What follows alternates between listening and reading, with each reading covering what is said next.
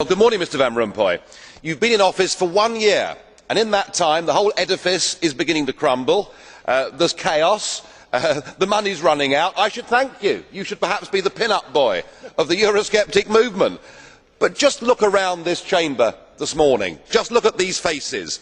Look at the fear. Look at the anger. Poor old Barroso here looks like he's seen a ghost. You know, they're beginning to understand that the game is up. And yet, in their desperation to preserve their dream, they want to remove any remaining traces of democracy from the system. And it's pretty clear that none of you have learned anything.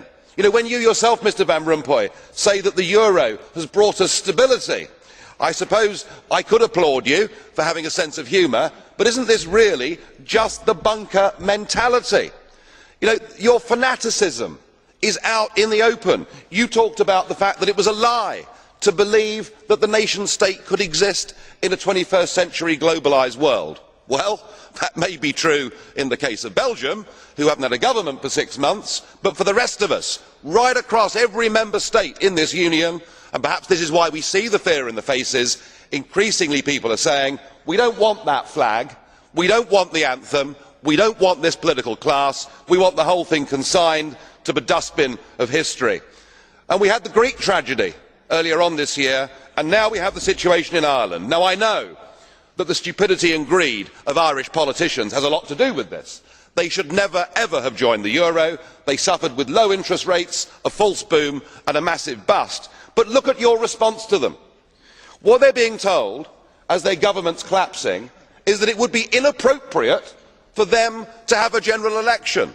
In fact, Commissioner Rehn here said they had to agree their budget first before they'd be allowed to have a general election. Just who the hell do you think you people are? You are very, very dangerous people indeed. Your obsession with creating this euro state means that you're happy to destroy democracy. You appear to be happy for millions and millions of people to be unemployed and to be poor. Untold millions must suffer so that your euro dream can continue. Well, it won't work, because it's Portugal next. With their debt levels of 325% of GDP, they're the next ones on the list, and after that I suspect it will be Spain. And the bailout for Spain would be 7 times the size of Ireland, and at that moment all of the bailout money has gone. There won't be any more. But it's even more serious than economics, because if you rob people of their identity, if you rob them of their democracy, then all they are left with is nationalism and violence. I can only hope and pray that the euro project is destroyed by the markets before that really happens. Thank you. Scenes of public outrage from usually picturesque European cities have punctuated much of the past year for the continent. Clouds of black smoke and tear gas drifted in the streets of Athens as protesters hurled rocks, bottles, and petrol bombs at police. Greek officials say 3 people died after angry demonstrators torched their bank building. Workers, many are angry over the harsh austerity measures demanded by EU countries and the International Monetary Fund.